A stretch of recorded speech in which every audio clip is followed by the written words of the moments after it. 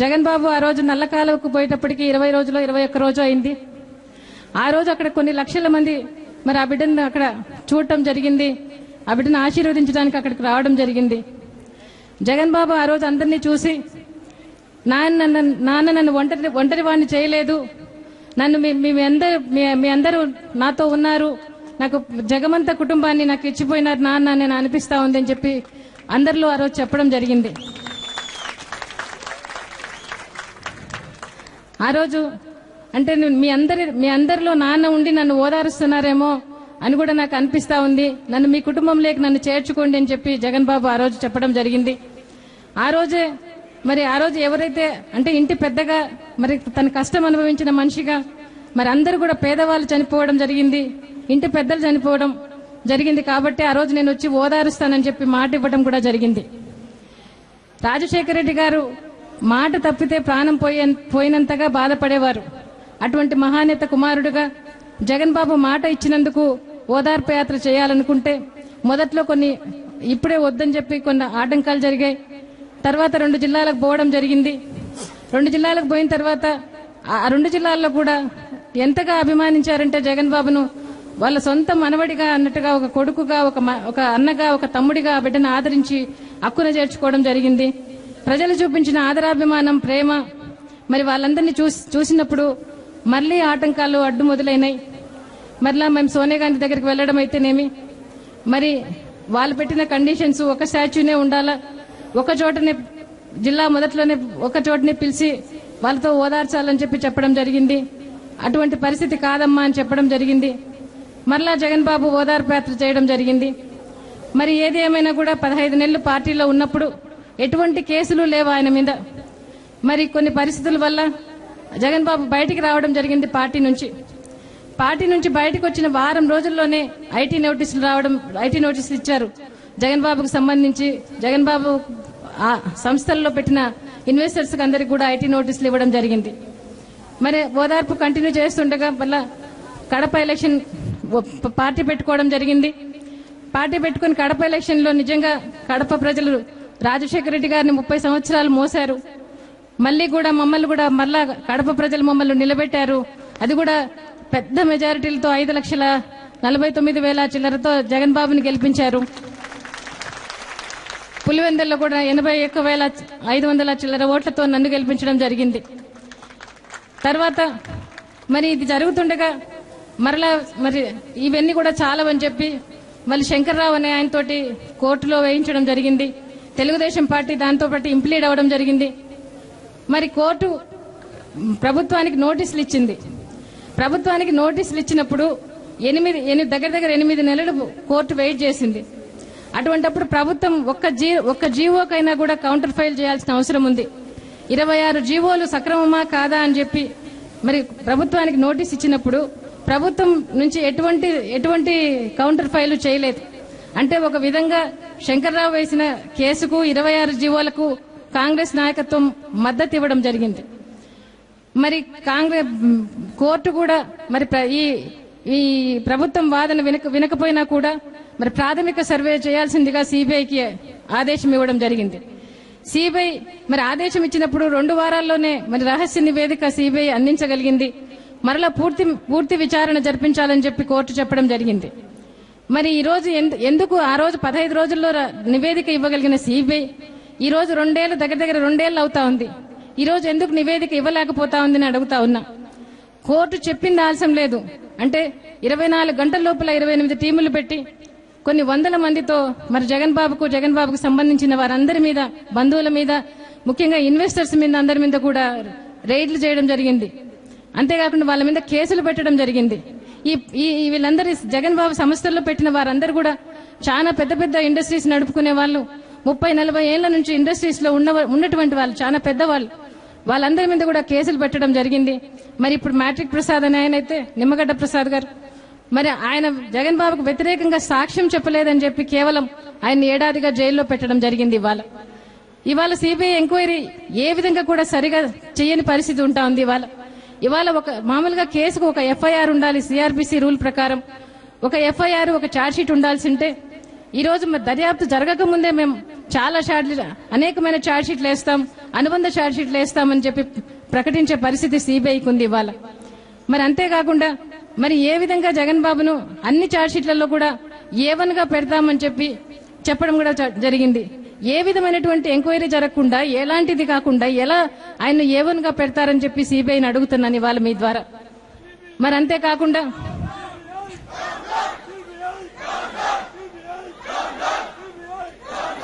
ఎవరి మీదైనా అభియోగం వస్తే కానీ లాస్ట్ ఇందిరాగాంధీని చంపిన వాళ్ళ మీద అభియోగం వచ్చినప్పుడు కూడా వాళ్ళను కూడా అంటే మీరు నేరం చేశారా లేదా ఏంటి పరిస్థితిని అడిగిన తర్వాతనే అభియోగం మోపారట. మరి అటువంటిది జగన్ బాబు బయటనే ఉన్నాడు, అందుబాటులో ఉన్నాడు, ఈ స్టేట్ లోనే ఉన్నాడు. అయినా కూడా మరి ఆయన ఒక్కసారి కూడా 11 నెలల్లో ఒక్కసారి కూడా పిలిచి ఏమని కూడా అడగకుండానే మరి ఆయన 3 ఛార్జ్ షీట్లలో A1 గా పెట్టడం జరిగింది జగన్ బాబును. మరి ఇలా సిబిఐ ఎంక్వైరీ ఈ విధంగా జరుగుతా ఉంది. మరి సమన్లు ఇచ్చినారు సిబిఐ కోర్టు 26వ తారీఖు రమ్మని చెప్పి 27 సిబిఐ కోర్టు సమన్లు ఇచ్చింది జగన్ బాబుని రమ్మని చెప్పి. ఆయన ఎలక్షన్ టూర్ లో ఉన్నాడు, బై ఎలక్షన్ టూర్ లో ఉన్నాడు. ఆయన కోర్టుకు విన్నవించుకోవడం కూడా జరిగింది. నాకు ఎలక్షన్స్ ఉన్నాయి, నేను ఒక పార్టీ ప్రెసిడెంట్ను, ఎలక్షన్స్ అయిపోయిన తర్వాత నేను నేను తప్పకుండా సిబిఐకి అడుగుతానని చెప్పి సిబిఐ కోర్టులో అడిగితే సిబిఐ కోర్టు ఏమో వాళ్ళు చెప్పడం జరిగింది, నువ్వు ఈ రోజు సమన్లు తీసుకోవడానికే వస్తున్నావు కాబట్టి దానికి ఎటువంటి అరెస్టుకు సంబంధం లేదు, ఇది నిరాధారం అని సుప్రీంకోర్టు సిబిఐ కోర్టు న్యాయమూర్తి చెప్పిన కొన్ని గంటల్లోనే ఆయన అరెస్ట్ చేయడం కూడా జరిగింది. సిబిఐ సుప్రీంకోర్టు ఆర్డర్ కూడా ఖాతరు చేయని పరిస్థితి ఉంటా ఉంది ఇవాళ. అక్టోబర్ 5వ తారీఖున ఎన్ని రోజులు పడుతుంది ఇంకా మీకు ఎంక్వైరీ చేయడానికని సిబిఐ వాళ్ళని అడిగితే ఇంకా 7 అంశాలు వేయాల్సి ఉంది, మాకు 3 నెలలు కావాలని చెప్పి అడిగారు. 3 నెలలు కాదు కదా, మరి మార్చి 5th వరకు 6 నెలలు మీకు టైం ఇస్తాము, 7 అంశాలను కూడా ఒక ఛార్జ్ షీట్ గా చెప్పి వేయమని చెప్పడం జరిగింది. అట్లా వేయలేదు, మళ్ళా ఛార్జ్ షీట్లు 2 ఛార్జ్ షీట్లు వేశారు. మరి ఇప్పుడు అది కూడా వేయలేదు. మరి మళ్ళా నిన్న కోర్టులో 4 నెలలకు ఇచ్చినారు, 4 నెలల్లో పూర్తి చేయమని చెప్పడం జరిగింది. 4 నెలల్లో పూర్తి చేయమన్నప్పుడు చెప్పిన 5 నిమిషాల్లోనే సుప్రీంకోర్టు బయటకు వచ్చి సిబిఐ లాయర్ చెప్తా ఉన్నారు, ఇంకొక అంశం లేవనెత్తుతాము, 4 నెలల్లో పూర్తి చేయాలని ఏమీ లేదని చెప్పడం జరిగింది. ఇలాగా సిబిఐ ఈ విధంగా చేస్తా ఉంది.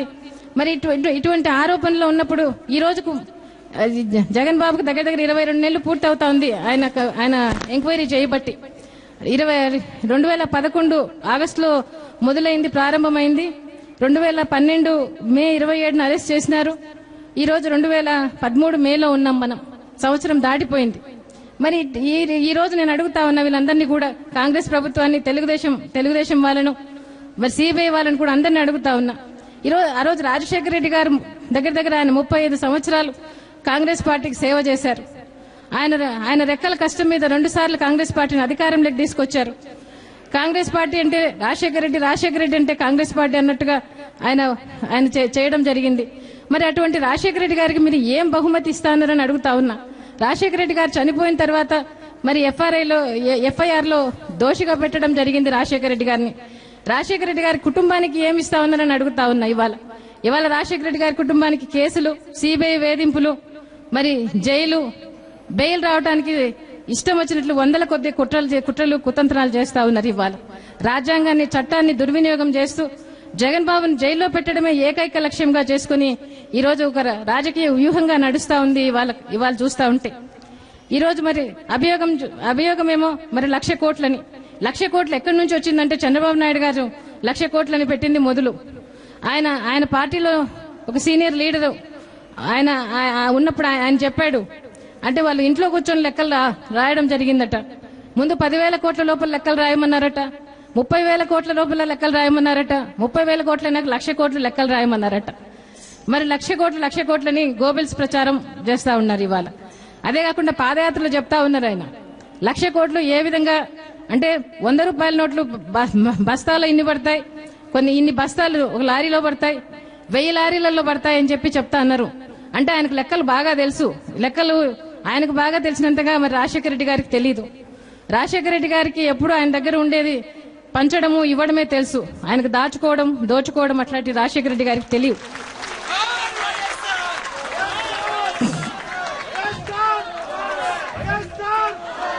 ఈ రెండు పార్టీలకు కావాల్సింది వాళ్ళు మాత్రమే ఉండాలి. ఒకరు అధికార పక్షంలో ఉండాలి, ఒకరు ప్రధాన ప్రతిపక్షంలో ఉండాలి. వాళ్ళకి ఇంకొక పార్టీ అధికారంలోకి రాకూడదు, ఇంకొక పత్రిక కూడా రాకూడదు. ఇటువంటి ఉద్దేశంతో ఈ రోజు కుట్రలు కుతంత్రాలు పన్నుతా ఉన్నారు. ఇవాళ అన్ని రకాలుగా చేస్తా ఉన్నారు. దానికి తగ్గట్టుగా సిబిఐ కూడా విచిత్రమైన లెక్కలు చూపిస్తా ఉంది. ఇవాళ మరి సిబిఐ లెక్కల ప్రకారం మరి అరబిందో హెట్రో డ్రగ్స్ అనే దానికైతే మరి దానికి అది లీజుకి ఇచ్చినారు, అమ్మేదానికి కూడా లేదు దానికి. మరి లీజు డబ్బంతా కూడా అసలు రాజశేఖర రెడ్డి గారికి అది ఇచ్చిన విషయమే తెలియదు, సీఎం టేబుల్ దగ్గరికే రాలేదట అది. మరి అది కూడా లీజ్ ఎంత ఇచ్చినారో అంత మొత్తం కట్టడం జరిగింది. మరి ఎకరాకు ఈ రోజు 2 లక్షలు కూడా ఎకరా ఈ రోజు కూడా చేయదట. దాన్ని 15 లక్షలని పెట్టినారంట, ఇండస్ట్రీస్ కి ఇచ్చేదానికని పెట్టడం జరిగింది. మౌలిక సదుపాయాలు ఏవి చేయలేకపోయినారు కాబట్టి ఆఫీసర్స్ మాట్లాడి 7 లక్షలకి ఇచ్చారట. మరి రెండు హెట్రో డ్రగ్స్ కు అరవింద వాళ్ళకి ఇస్తే వాళ్ళకి 16 కోట్లు లాభం చేస్తే 32 కోట్లు పెట్టుబడి పెట్టారంట. అది క్విట్ ప్రో కొంట. ఎలా 16 కోట్లకు 32 కోట్లు ఎందుకు పెడతారు? వాళ్ళ లెక్క ప్రకారం అనుకున్నా కూడా సంస్థ మంచిదైతే ఎవరైనా పెట్టుబడులు పెట్టే వాళ్ళు పెడతారు. మళ్ళీ ఇన్వెస్టర్స్ కొంతమందికి ఏ ప్రాజెక్టులు ఏమి రాలేదంట, వాళ్ళు దీంట్లో సాక్షిలో పెట్టుబడులు పెట్టారట. వాళ్ళని గురించి కూడా బాధ సిబిఐకి, ఇన్వెస్టర్స్ కంతా ఏమవుతుందని చెప్పి. ఇన్వెస్టర్స్ బాధ గురించి సిబిఐ ఆలోచన చేస్తా ఉందా, లేకుంటే విట్రోకోని ఆలోచన చేస్తా ఉందో నాకైతే అర్థం కావడంలే. మరి 2600 కోట్లు ఈనాడుకు వస్తే ఒక్క పైసా కూడా డివిడెండ్ ఇచ్చిన పరిస్థితి ఇవాళ లేదు. మరి ఈ రోజు రామ్కి వాళ్ళని గురించి మాట్లాడుతా ఉన్నారు. రామ్కి గురించి చంద్రబాబు నాయుడు గారు రామ్కి వాళ్లకు 2143 ఎకరాలు ఇచ్చారు. మరి రాజశేఖర రెడ్డి గారు దాంట్లో చేసింది ఏమీ లేదు. మరి రాజశేఖర రెడ్డి గారి సంస్థలో ఎందుకు పెడతారు పెట్టుబడి? సంస్థ మంచిదైతే ఎవరైనా పెడతారు. అలాగే వ్యాన్ పిక్ తీసుకుంటే వ్యాన్ పిక్ లో కూడా అంతే. ఏపీ గవర్నమెంట్ నుంచి మరి రసల్ ఖైమా గవర్నమెంట్ ఇచ్చుకున్నారు. గవర్నమెంట్ ఇచ్చింది 200 ఎకరాలు. దానికి రాజశేఖర రెడ్డికి సంబంధం లేదు. ప్రసాద్ గారు ఇది ఎంఓయూ చేసుకునేది 2800 అయితే ప్రసాద్ గారు అని ఆయన 2006లోనే పెట్టుబడులు పెట్టాడట. మరి ఇట్లాంటి ఎన్ని ఉన్నాయి. దాల్మియా వాళ్ళని గురించి మాట్లాడుతా ఉన్నారు. దాల్మియా వాళ్ళ కంపెనీలే 2 కంపెనీలు, వాళ్ళకు ఒక కంపెనీ నుంచి ఒక కంపెనీకి మైన్స్ ట్రాన్స్ఫర్ చేసుకున్నారు. మరి రాజశేఖర రెడ్డి గారు ఒకవేళ ఏమైనా కొత్త మైన్ ఇచ్చింటే ఏమైనా పెట్టినారేమో అనుకోవచ్చు. అటువంటిది ఏమీ లేదు. ఇట్లాగా అన్ని విషయాల్లో కూడా రాజశేఖర రెడ్డి గారు ఎప్పుడూ ఏ తప్పు చేయరు. ఆయన రాజశేఖర రెడ్డి గారికి రాష్ట్ర ప్రజల అభివృద్ధి కావాలా, రాష్ట్ర ప్రజలు సంతోషంగా ఉండాలా, ఆయన ఒక్కటే ఆలోచన చేసేవాళ్ళు.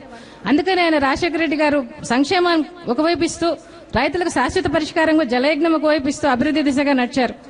రాజశేఖర రెడ్డి గారు మరి ఎప్పుడు కూడా మారుమూల ప్రాంతాల్లో జమ్మలమడుగులో గడ్డి కూడా మొలిసిన ప్లేస్ అది.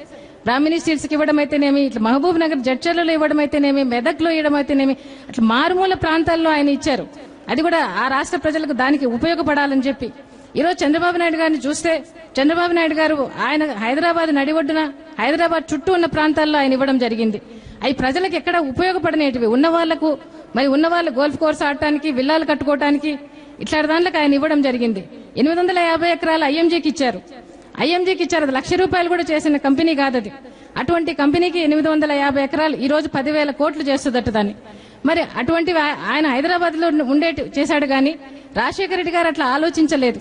ఈ రోజు ఈ విధంగా చూస్తే మరి జగన్ బాబు సంస్థల విషయానికి వస్తే భారతీయ సిమెంట్స్ లో ఎవరైతే పెట్టుబడులు పెట్టారో వాళ్ళందరికీ రెట్టింపు లాభాలు ఇవ్వడం జరిగింది. ఎవరైనా పెట్టుబడులు కిట్ ప్రోకో కింద పెడితే వాళ్ళకి లాభాలు ఎందుకు ఇస్తారు?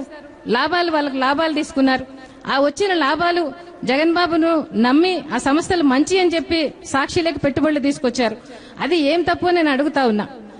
ఈనాడు పత్రిక మరి ₹100 షేరు ₹5,28,630 అమ్ముకుంటే సాక్షిలో ₹10 షేరు ₹350కి అమ్మితే వీళ్ళకి వచ్చిన బాధ ఏంటో నాకు అర్థం కావడం లేదు. పోనీ సాక్షిలో పెట్టుబడులు ఏమన్నా జగన్ బాబు పాకెట్లోకి వచ్చినాయా అంటే అది లేదు. సాక్షిలోనే అట్లే ఉన్నాయి, వాళ్ళ పేపర్లో ఉన్నాయి. ఆ పేపరు ఈ రోజు దేశంలో 7వ నెంబర్ పేపర్లో ఉంది. అటువంటి పేపర్ ని ఈ రోజు మరి గవర్నమెంట్ అన్ని రకాలుగా కూడా సిబిఐ ఇబ్బందులు పెడతా ఉంది. ఈ రోజు అటాచ్మెంట్స్ చేస్తా ఉన్నాయి దాని ఆస్తులు. ఈ రోజు అడ్వర్టైజ్మెంట్స్ ఇవ్వకుండా దాన్ని బాధ పెడతా ఉన్నాయి. బ్యాంకుల ఖాతాలు స్తంభం చేస్తా ఉన్నాయి. మరి ఇటువంటి వ్యక్తిగతంగా తీసుకుని ఈ రోజు ఇలాంటి కక్షపూరితమైన చర్యలు చేస్తా ఉన్నాయి. ఈ రోజు సిబిఐని చూస్తే మరి ఈ రోజు మొన్న కూడా మాజీ డైరెక్టర్ జోగేంద్ర సింగ్ చెప్పారు, ఈ సిబిఐ కేంద్రం చేతిలో కీలుబొమ్మని చెప్పడం జరిగింది. ఇప్పుడు డైరెక్టర్ రంజిత్ సిన్హా గారు చెప్పారు, మొన్న కోల్ కేసులో సుప్రీంకోర్టులోనే చెప్పడం జరిగింది. సిబిఐ దర్యాప్తు నివేదికలే పీఎం గారి కార్యాలయం నుంచి అధికారులు, లా మినిస్టరు వాళ్ళందరూ కూర్చొని దర్యాప్తు నివేదికలే మార్చిన సందర్భం ఉంటా ఉంది.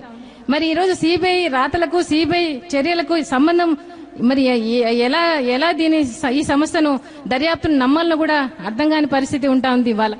మరి ఒక్కొక్కరికి ఒక్కొక్క విచారణ నడుస్తా ఉంది, ఒక్కొక్కరికి ఒక్కొక్క న్యాయం నడుస్తా ఉంది. వాళ్ళు చూస్తే ఈ రోజు రాష్ట్రంలో కేంద్రంలో చూస్తే మరి ప్రైమ్ మినిస్టర్ తప్పు లేదట, అక్కడ మంత్రులది మాత్రమే తప్పట.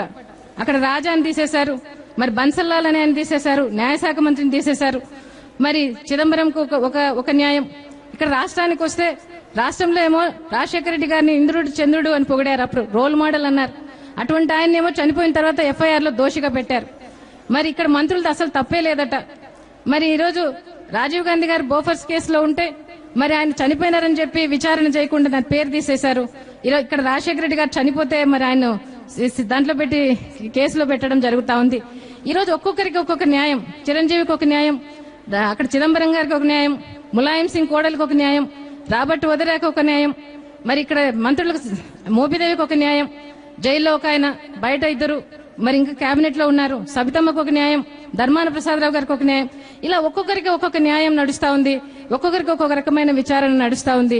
మరి ఇవన్నీ కూడా మరి ఈ రోజు నేను మాట్లాడుతా ఉన్నా. ఈ రోజు మరి తీసేసిన మంత్రులు మాట్లాడుతా ఉన్నారు. ఇవాళ వాళ్ళు కలంకిత మంత్రులు, అవినీతి మంత్రులు అన్నందుకు చాలా బాధగా ఉందట వాళ్లకు.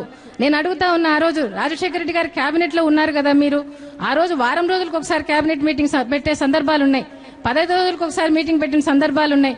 మరి ఈ రోజు 6 నెలలకు ఒకసారి కూడా కేబినెట్ మీటింగ్ పెట్టిన సందర్భాలున్నాయి. ఆయన కేబినెట్ లో పనిచేసిన వాళ్ళు మీరు.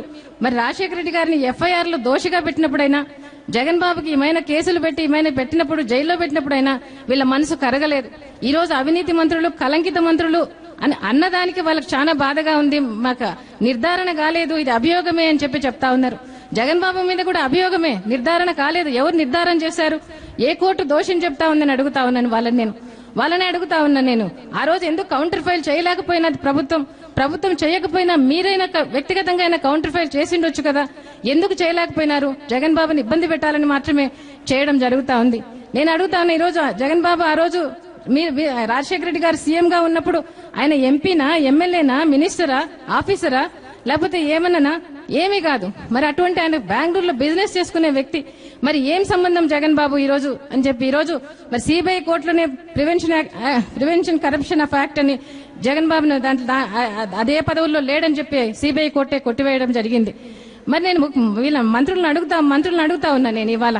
మరి ఈ రోజు కాకపోతే నేను ఎప్పుడైనా కానీ మీరు జగన్ బాబుని సెక్రటేరియట్ లో గానీ, లేకపోతే క్యాంప్ ఆఫీస్ లో గానీ, లేకపోతే మీ ఆఫీసుల్లో గానీ ఎప్పుడైనా జగన్ బాబుని చూసారా అని, లేకపోతే మీకు గానీ మీ ఆఫీసర్స్ గానీ పలాని పని ఉందని కనీసం ఎప్పుడైనా ఫోన్ అయినా చేశాడని అడుగుతా ఉన్నాను నేను ఇవాళ. అసలు ఆయన చూడని వాళ్ళు చాలా మంది ఉంటారు. ఆయన ఈ ఊర్లో ఉండేదే తక్కువ, హైదరాబాద్ లో. మరి అటువంటి జరుగుతా ఉంటే మీరందరూ చోద్యం చూస్తా కూర్చున్నారు. ఇవాళ ఆ రోజు కౌంటర్ ఫైల్ చేసింటే ఈ రోజు మీకు ప్రాబ్లం ఉండేది కాదు, ఎవరికి ప్రాబ్లం ఉండేది కాదు. మరి ఈ రోజు మీరు తీసుకున్న దాంట్లోనే మీరు పడతా ఉన్నారు. మరి ఈ రోజు నేను అదే కాకుండా మరి మంత్రులందరినీ కూడా ఈ రోజు మంత్రులు ఇష్టం వచ్చినట్టు మాట్లాడుతా ఉన్నారు. చాలా చాలా బాధేస్తా ఉంది. మరి జగన్ బాబు స్వార్థం కోసం మంత్రులు బలవుతున్నారట. మరి జగన్ బాబును ఉరేయాలట, జగన్ బాబు కుటుంబాన్ని వెలివేయాలట. మరి అంతేకాకుండా ఆర్థిక ఉగ్రవాదట, దేశం నుంచి తరిమేయాలట. ఎవరిచ్చారు వీళ్ళకి హక్కు? ఎందుకు మాట్లాడతారు వీళ్ళు? జగన్ బాబుని ఏం మీరు చూసారా? అసలు మీరు ఆయన చేసింది చూసారా? మీరు ఏం చూసారని మీ ద్వారా నేను మీడియా ద్వారా కూడా అడుగుతా ఉన్నాను. వాళ్ళందరినీ కూడా ఎందుకు మాట్లాడుతా ఉన్నారని కూడా అడుగుతా ఉన్నాను.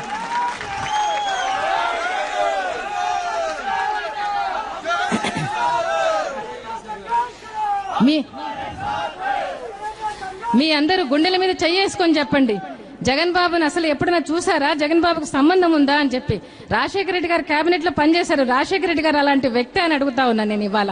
మరి ఇవాళ జగన్ బాబుకు మీరు చెప్పండి, రాజశేఖర రెడ్డి గారు మీ కళ్ళెదుటికి వచ్చి నిలబడితే ఆయన కళ్ళల్లో మీరు సూటిగా చూడగలరా అని అడుగుతా ఉన్నాయి కేబినెట్ మంత్రులందరినీ కూడా.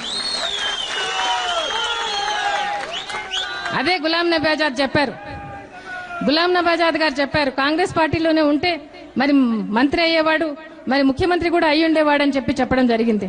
మరి కోట్ల సూర్యప్రకాష్ రెడ్డి చెప్తాడు, జైల్లో నుంచి రాడాయన, మరి ఎప్పుడైనా కాంగ్రెస్ పార్టీలో కలసాల్సిందే అని చెప్తాడు. వీరప్ప మొయిలీ చెప్తాడు మా దగ్గర చాలా ఆస్త్రాలు ఉన్నాయి, మేము ఇచ్చేస్తామని చెప్పి. అంటే వీళ్ళందరూ వాళ్ళ పార్టీలో ఉంటే వాళ్ళ మాట వింటే ఒక రకం న్యాయంగా ఉంటుంది, న్యాయం అంతా కూడా నడుస్తుంది. వాళ్ళ మాట వినకపోతే ఒక రకంగా ఉంటుంది అన్నట్టుగా కనిపిస్తా ఉంది. ఇవాళ అందరినీ కూడా నేను ఈ రోజు ముఖ్యంగా గమనించాల్సింది ఏమంటే జగన్ బాబును టార్గెట్ గా పెట్టుకొని చేస్తా ఉన్నారు. కానీ జగన్ బాబును 22 నెలలుగా వాళ్ళు ఎంక్వైరీలు చేసినా ఏ ఒక్క దాంట్లో కూడా ఇది అవినీతి అని చూపించలేని పరిస్థితి ఉంది, నిరూపించలేకపోయినారు. కాకపోతే కాంగ్రెస్ గాని తెలుగుదేశం గాని సిబిఐ గాని వాళ్ళ అవినీతి బయటపడింది ఈ 2 ఏళ్లలో కూడా. అంతేకాకుండా మరి ఈ రోజు బయట కాంగ్రెస్ నాయకత్వాన్ని కూడా బయటపడింది. కాంగ్రెస్ నాయకత్వం ఈ రోజు మరి వీళ్ళందరికీ మంత్రులకందరికీ కూడా అంటే జగన్ బాబు కోసం అని చెప్పి ఆ రోజు కౌంటర్ ఫైల్ చేయకుండా చేసి ఈ రోజు మరి జగన్ బాబును మళ్ళీ కూడా ఇరికించడానికి కోసం అని చెప్పి ఈ రోజు కాంగ్రెస్ మంత్రులను బలి చేసుకుంటా ఉంది వాళ్ళు చూస్తా ఉంటే. మరి చంద్రబాబు నాయుడు గారి విషయానికి వస్తే ఆయన అవినీతి కూడా బయటపడింది. ఆయన దగ్గర కడప ఎలక్షన్స్ అప్పటి నుంచి కూడా మరి ఎమ్మెల్సీ ఎలక్షన్స్ లో కూడా మరి ఈ రోజు ఆయన మ్యాచ్ ఫిక్సింగ్ చేసుకుని మరి పాలిటిక్స్ ఫిక్సింగ్ అనొచ్చేమో దాన్ని, మరి స్పాట్ ఫిక్సింగ్ అనొచ్చేమో. ఎఫ్డీఐ బిల్లులో మరి అప్పటికప్పుడు ఆయన 3 ఎంపీలతో గైర్హాజరు చేపించి కేంద్ర ప్రభుత్వాన్ని, మైనారిటీలో ఉన్న కేంద్ర ప్రభుత్వాన్ని కాపాడడం జరిగింది. ఇక్కడ కూడా మరి కాంగ్రెస్ లో మేము ఇక్కడ అసెంబ్లీలో అవిశ్వాసం పెడితే ప్రభుత్వ వ్యతిరేకాల కోసం అవిశ్వాసం పెడితే అవిశ్వాసం విప్పు జారీ చేసి ప్రభుత్వాన్ని కాపాడిన ఈ చంద్రబాబు నైజం కూడా ఈ 2 ఏళ్లలో బయటపడింది. వీళ్ళందరి నైజాలు, వీళ్ళందరి అవినీతి బయటపడింది. జగన్ బాబును అవినీతి మాత్రం బయట పరచలేకపోయారని వీళ్ళందరూ మీ అందరికి కూడా అదే నేను చెప్తా ఉన్నా. జగన్ బాబు గాని రాజశేఖర రెడ్డి గారు గాని తప్పు చేసేవాళ్ళు కాదు. వాళ్ళు ఏదైనా కూడా రాజశేఖర రెడ్డి గారు ప్రజల ప్రయోజనాలు దృష్టిలో పెట్టుకుని చేసిన కార్యక్రమాలు అయ్యి జగన్ బాబు కూడా అటువంటి వ్యక్తి కాదు. జగన్ బాబుని మేము అట్లా పెంచలేదు. ఆయన్ను జగన్ బాబుకు వాళ్ళ నాయన చాలా జీవిత లక్ష్యాలు, విలువలు, మారల్స్, ఎథిక్స్ తో పెంచినాడు ఆ బిడ్డను. ఆ బిడ్డ ఎటువంటి పరిస్థితులు కూడా తప్పు చేసే పరిస్థితి లేదు. ఈ రోజు ఇన్ని విషయాలు 2 ఏళ్లలో బయటపడినాక నేను మీ ద్వారా మీడియా ద్వారా సిబిఐని కూడా అడుగుతా ఉన్నా. ఈ రోజు సిబిఐ మీద ఎంక్వైరీ జరగాలనా లేకపోతే జగన్ బాబు మీద ఎంక్వైరీ జరగాలని కూడా అడుగుతా ఉన్నాను ఇవాళ. మరి ఎవరి మీద ఎంక్వైరీ జరగాలనో మరి జరుగుతుంది, తప్పకుండా జరుగుతుంది. దేవుడు జరిగిస్తాడు. దేవుడు పైనుంచి చూస్తా ఉన్నాడు. వీళ్ళు చేసే కార్యక్రమాలన్నీ కూడా చేస్తా ఉన్నాడు. కానీ దేవుని దయ, రాజశేఖర రెడ్డి గారి ఆశీస్సులు మనకున్నాయి. మరి మీ అందరి ప్రేమ, ఆశీర్వాదం, అభిమానం జగన్ బాబుకు ఉన్నాయి. ఇవన్నీ కూడా జగన్ బాబును ముందుకు నడిపిస్తాయి. నేను ఒకటే చెప్తా ఉన్నా, ప్రజలు మనం రోడ్డు మీదకి వచ్చి మనం జగన్ బాబు మీద అభిమానం చాటుకోకపోతే వీళ్ళకి బుద్ధి రాదు. వీళ్ళకి బుద్ధి రావాలంటే జగన్ బాబును మనం లోపల పెడితే మనకు నష్టము, జగన్ బాబుకు లాభం అవుతుంది అనుకుంటే తప్ప జగన్ బాబును బయటకు తీసుకొచ్చే ప్రయత్నం ఏవి కూడా చెయ్యవు. కాబట్టి మనం రోడ్డు మీదకి వచ్చి ఇంకా మనం జగన్ బాబు కోసం పోరాడాల్సిన సమయం సమయం వచ్చింది కూడా.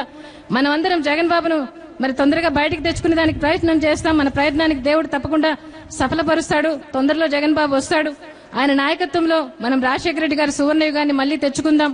మళ్లీ ఆయన రాజశేఖర రెడ్డి గారు చేసినటివి జగన్ బాబు చెప్పిన ప్రతిదీ కూడా నెరవేరుస్తాడని సభాముఖంగా మీకు అందరికీ తెలియజెప్తూ మీరు చూపించిన అభిమానానికి, ప్రేమకు మరొకసారి నేను కృతజ్ఞతలు తెలియజెప్పుకుంటూ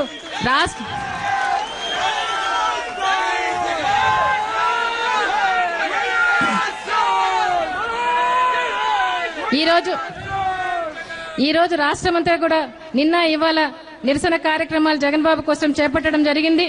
రాష్ట్రంలో చేపట్టిన ప్రతి ఒక్కరికి కూడా పేరు వంతున 2 ప్రోగ్రామ్స్ లో పాల్గొన్న పేరు వంతున వారందరికీ హృదయపూర్వకంగా చేతులెత్తి నమస్కరిస్తూ సెలవు తీసుకుంటారు.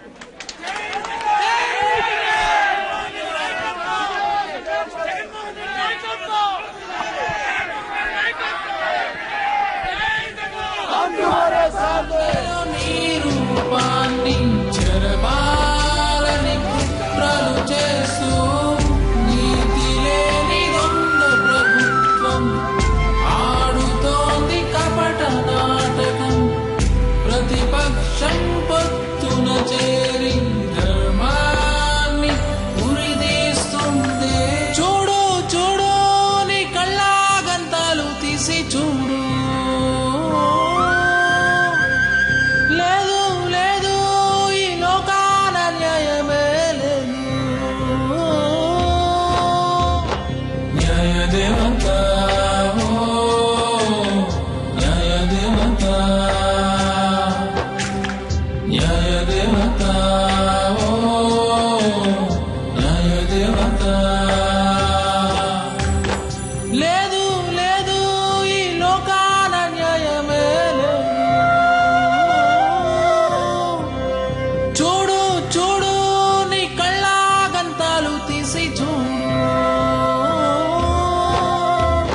सत्यं वद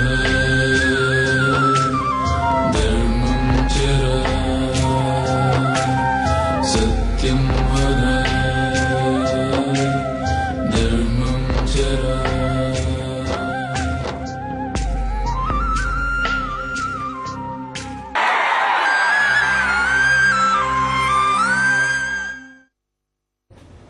సో ఇది ఇందిరా పార్క్ నిరసన దీక్షలో వైఎస్ఆర్సీపీ గౌరవ అధ్యక్షురాలు విజయమ్మ మాట్లాడారు. ఇప్పటి వరకు ఆ లైవ్ చూసాం.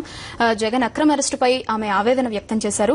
ప్రజల పక్షాన ఉన్నందుకే జగన్ ను వేధిస్తున్నారని ఆవేదన వ్యక్తం చేశారు. అలాగే రాజ్యాంగాన్ని ఉల్లంఘిస్తూ జగన్ ను అక్రమ నిర్బంధానికి గురి చేశారు అని విజయమ్మ అన్నారు. అలాగే నిన్న ఇవాళ నిరసన దీక్షలో పాల్గొన్న వారందరికీ ధన్యవాదాలు తెలియజేశారు విజయమ్మ. సో ఇప్పటి వరకు ఆ లైవ్ చూసాం. మరిన్ని అప్డేట్స్ కోసం చూస్తూనే ఉండండి సాక్షి.